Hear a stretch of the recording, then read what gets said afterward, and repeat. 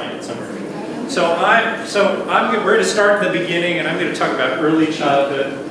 And I'm specifically going to talk about forest kindergartens, which is this kind of funny little undercurrent of innovation in North American schools and going on in New Hampshire schools. And it's likely that your father did not go to a forest kindergarten.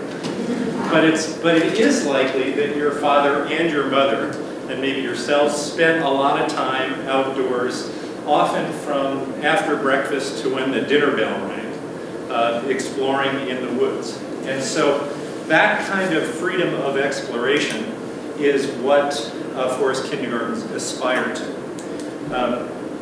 Let me give you the cultural context here. The cultural context right now, young kids, even 5 and 6 year olds, 4 and 5 year olds, spend as much as 8 hours a day in interaction with screens.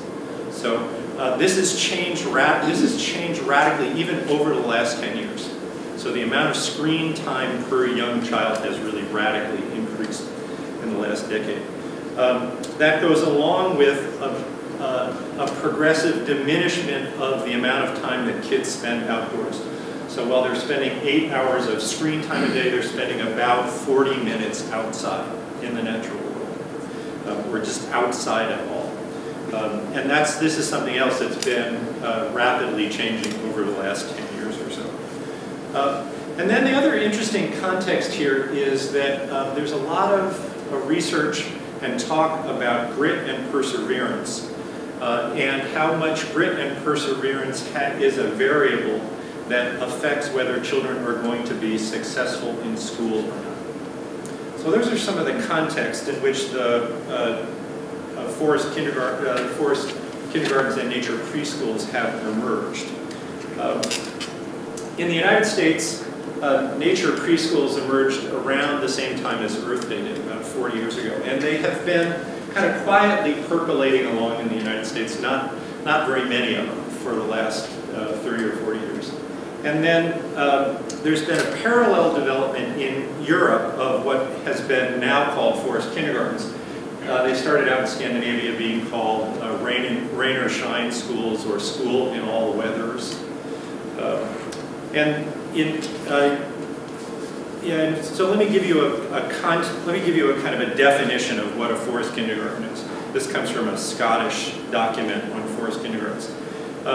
There are early childhood programs that use local woodlands, meadows, streams, and ponds as the setting for learning. They provide regular, frequent contact in the same setting over a significant period of time in all weathers. They provide child-centered freedom to explore using multiple senses and intelligences. And they help children develop cognitive, emotional, and social skills, as well as laying a foundation for stewardship behavior. So that's a good general definition. In Denmark now, 10% of all early childhood programs are forest kindergartens, or have the same kind of character. In Germany, there are almost 1,000 of these kinds of kindergarten programs. In the United States, I've got the best list that exists, I think, of all these programs. There are about 50 or so, but I find out about a new one new one or two every couple of weeks. In New Hampshire, there's the Live and Learn Center in Lee. There's Nature's Wonders in Rye. There's Blue Heron at the Swan Lake Science Center. There's one that sounds really kind of a throwback to the 70s. There's the Hart Center Multi-Age School in Bristol. Orchard School in Allsted doesn't really call itself a forest kindergarten, but they do a lot of the kind of forest kindergarten things. And in Keene, there's the Wild Roots Nature School. It's directed by Liza Lowe at Stonewall Farm that just started this year. And there's another one in Peterborough that's just started up. I want to give you a pictorial sense of what it means for kids to be in these programs. It does not look like your image of sending your kid off to preschool or to the early childhood center. So it's a 2-minute video. This is from a place called Cedar Song. It's on Vashon Island in Seattle, or near Seattle. It's on Vashon Island in Puget Sound. Now, walk through it. L-N-O. TUVWXYZ.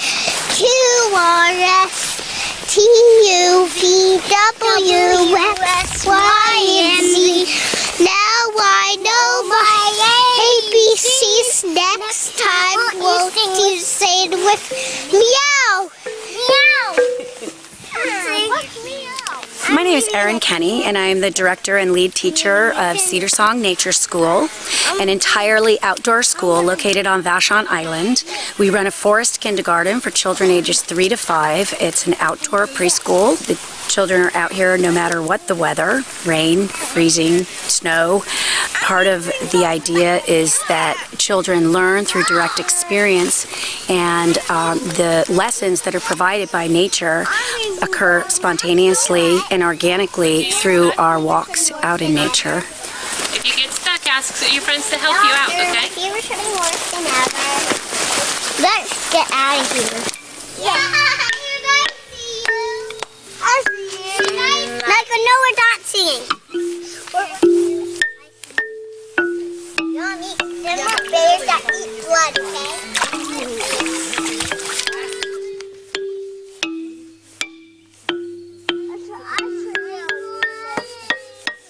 No drones allowed in here.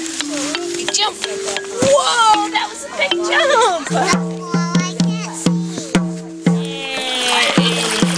Let us know if we need more. Round and round the earth is turning, turning always round to morning, and from morning round to night. Round and round the earth is turning, turning always round to morning. So I like that. There's an array of these that I could have used. I like this one because it's cold, it's not pretty, it's kind of messy, it's thorny, and the kids are really enjoying themselves, right? And as I said, it does not look like going to your, to your local Head Start or that indoor program. So what are they finding in Europe, and what's the research starting to show about having kids have this kind of early childhood experience? I quote you from a book called by Paul Tough called How Children Succeed. The many skills children develop through play, particularly the self-control practiced and refined and imaginary play, are related to long-term academic achievement. The ability of young children to control their emotional and cognitive impulses, it turns out, is a remarkably strong indicator of both short-term and long-term success, academic and otherwise. So in other words, a lot of the research is showing that this capacity for kids to develop what I was referring to earlier on as grit and resilience seems to be correlated with long-term academic success. More specifically, in the European forest kindergartens where they've compared kids in forest kindergarten or nature preschool programs to kids in conventional programs, the kids are sick less, right? It makes a lot of sense, right? If you put kids inside, in a controlled environment, with a lot of other sick kids, they're going to, the infectious disease spreads. So kids that are outside more in forest kindergartens are sick less, they're absent from programs less, they have better gross motor development, there's more vocabulary growth. That's interesting. And they've got what people are starting to call, this readiness for school. They're patient, they collaborate more, they're willing to ask questions. And they've got this they develop this kind of capacity to persevere, to kind of deal with little bits of hardship. I'm going to end my little piece with a great quote from a Swiss dad, and he's describing his experience as a dad with his daughter going to a forest kindergarten. He said, "For 2 years, my little girl went to a kindergarten in the forest. Not a school in the forest, just the forest. No walls, no roof, no heating. Only the forest, a few tools, and incredibly dedicated teachers. In the heat of the summer, in the lashing rain, and even in the sub-zero temperatures of the Swiss winter, she would meet her class at the bus stop outside our house, and they would trek for 20 minutes into their clearing in the forest, free to indulge in the savagery that is unfettered childhood, no computer or plastic or chalkboard in sight.